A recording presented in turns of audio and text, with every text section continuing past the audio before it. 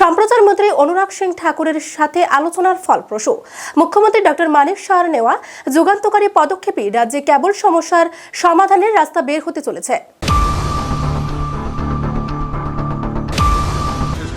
মুখ্যমন্ত্রী যেভাবে ওনাকে বারবার এই সমস্যার সমাধানের কথা বলেছেন এবং নিজেও তিনি স্বীকার করেছেন যে আপনাদের থেকে তো দেখছি আপনাদের ত্রিপুরা মুখ্যমন্ত্রী বেশি হরিণ, তো হরিণ হওয়ারই কথা। যাই হোক, উনি খুব অল্প সময়ের মধ্যেই আমাদের সমস্যাটা বুঝে গেছেন এবং উনি বলেছেন যে আমরা ডেফিনেটলি একটা কিছু করব, আপনারা চিন্তার কোনো কারণ নেই। মুখ্যমন্ত্রী ডক্টর মানিক সাহার নজরবিহীন প্রচেষ্টায় সারা দেশের সাথে রাজ্যেও সৃষ্টি হওয়া কেবল সমস্যার জট অবশেষে খুলতে চলেছে।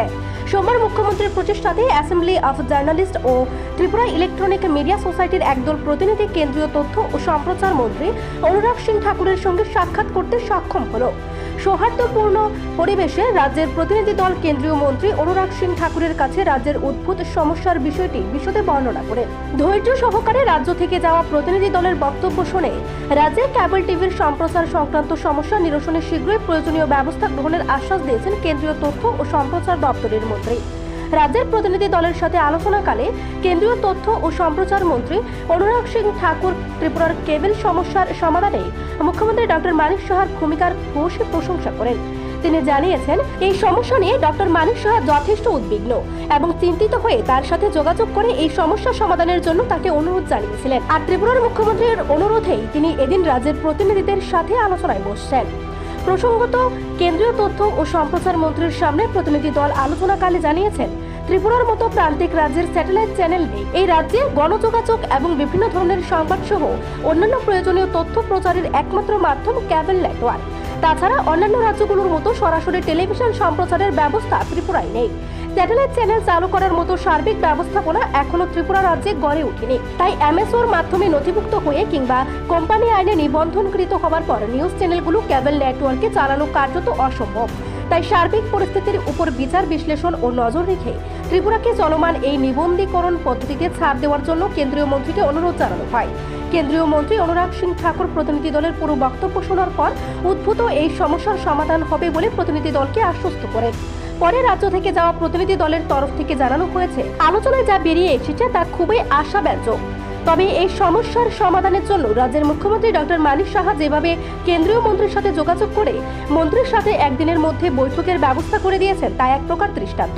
মুখ্যমন্ত্রী ডক্টর মানিক সাহার কারণে কেবল সমস্যার জট খুলতে শুরু করেছে। এক্ষেত্রে অ্যাসেম্বলি অফ জার্নালিস্ট এবং Tripura electronics media society doctor Manik সাহার কাছে কৃতজ্ঞ। মুখ্যমন্ত্রী ডক্টর মানিক সাহার এই ধরনের ভূমিকা সংবাদ মাধ্যমের ইতিহাসে এক অনন্য নজির বলে মনে করছেন দুই সংগঠনের প্রতিনিধিরা। কেবল চ্যানেলের যে সমস্যা সারা দেশে শুরু হয়েছে, ত্রিপুরাতেও এটা একটা বড় প্রভাব পড়েছে। কারণ ত্রিপুরা রাজ্যে প্রায় 30টির মতো কেবল চ্যানেল এখন চালু আছে, আমাদের কোনো স্যাটেলাইট চ্যানেল নেই। আজকে থেকে নিয়ম মতো এটা বন্ধ হওয়ার কথা। এর পরিপ্রেক্ষিতে ত্রিপুরার মাননীয় মুখ্যমন্ত্রীর একটা উদ্যোগে আমরা আজকে কেন্দ্রীয় সম্প্রচার মন্ত্রী অনুরাগ সিং ঠাকুরের সঙ্গে দেখা করি। আমাদের সঙ্গে অ্যাসেম্বলি অফ জার্নালিস্টের প্রতিনিধি এবং ত্রিপুরা ইলেকট্রনিক্স মিডিয়া সোসাইটির প্রতিনিধিরা ছিলেন। আমরা ওনার সঙ্গে একটা সৌহার্দ্যপূর্ণ পরিবেশে আলোচনা করেছি এবং উনি আমাদেরকে আশ্বস্ত করেছেন যে সমস্যা সারা দেশে তৈরি হয়েছে, এটা যাই হোক ত্রিপুরার ক্ষেত্রে এটার কোনো প্রভাব পড়বে না এবং ত্রিপুরার যাতে কেবল চ্যানেলগুলো ঠিকঠাক মতো চলে এবং ত্রিপুরার সংবাদ মাধ্যম যেন ভালোভাবে কাজ করতে পারে সেই জন্য উনি উদ্যোগ নেবেন। এবং এই ক্ষেত্রে তিনি ত্রিপুরার মুখ্যমন্ত্রীর প্রশংসা করেছেন। উনি প্রশংসা করে বলেছেন যে ত্রিপুরার মুখ্যমন্ত্রী যেভাবে উদ্বেগ প্রকাশ করছেন এই সমস্যাটা নিয়ে, উনি বলছেন যে আপনাদের চাইতে বেশি উদ্বেগ মাননীয় মুখ্যমন্ত্রী আমাদের কাছে প্রকাশ করেছেন, তাহলে আমাকে কিছু করতেই হবে।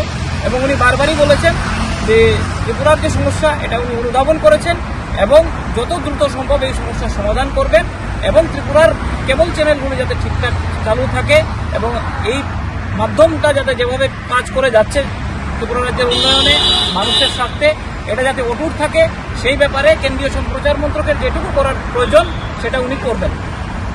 আমরা যারা ত্রিপুরা থেকে প্রতিনিধি এসছি, আমরা প্রায় 10-11 জন এসছি।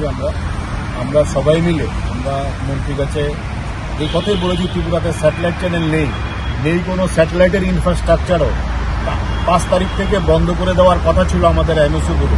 এই এমএসওগুলো রেজিস্ট্রেশন আমাদের জানায়নি, রেজিস্ট্রেশন করার ব্যাপারে আমরা মন্ত্রীকে ডিটেলস বলেছি এবং ত্রিপুরার যে সমস্যা, যেহেতু আমাদের এখানে একটা ব্যতিক্রমী সমস্যা এবং আমরা প্রান্তিক রাজ্য এবং যেখানে স্যাটেলাইট চ্যানেলের পরিকাঠামো আমরা গড়ে তোলা সম্ভব হয়নি এত বছর, আগামী দিনেও হবে কিনা সন্দেহ আছে।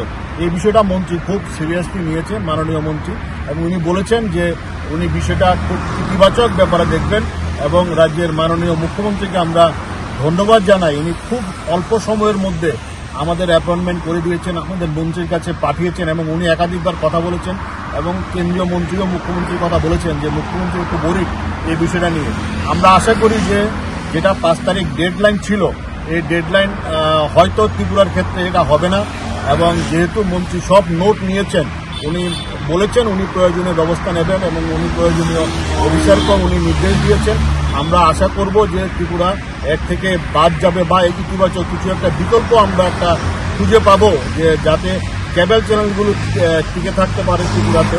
যেভাবে রাজ্য সরকার বিশেষ করে মুখ্যমন্ত্রী এগিয়ে এসছেন, কেন্দ্রীয় সরকারের মাননীয় মন্ত্রী এগিয়ে এসছেন এবং দুজনেই আমাদের পক্ষে দাঁড়িয়েছেন। তো এটা আমরা আশাবাদী যে ত্রিপুরা এর থেকে হয়তো আমরা ছাড় পেতে পারি। তো আমরা অপেক্ষা করব, যে আশা করি যে আমরা আমাদের যেভাবে চলছে সেভাবে আগামী দিনে হয়তো চলবে। এদিন দুই সংগঠনের প্রতিনিধি দলে ছিলেন বরিষ্ঠ সাংবাদিক প্রণব সরকার, সেবক ভট্টাচার্য, জয়ন্ত দেবনাথ, বিশেন্দু ভট্টাচার্য, সৌরজিৎ পাল, রঞ্জিত দেববর্মা, প্রসেনজিৎ ভট্টাচার্য, হানিফ আলী, অর্ঘ্যজ্যোতি দত্ত, সমরেশ দে ও মানস দেববর্মা। নিজস্ব প্রতিনিধি রিপোর্ট, এশিয়ান টাইমস।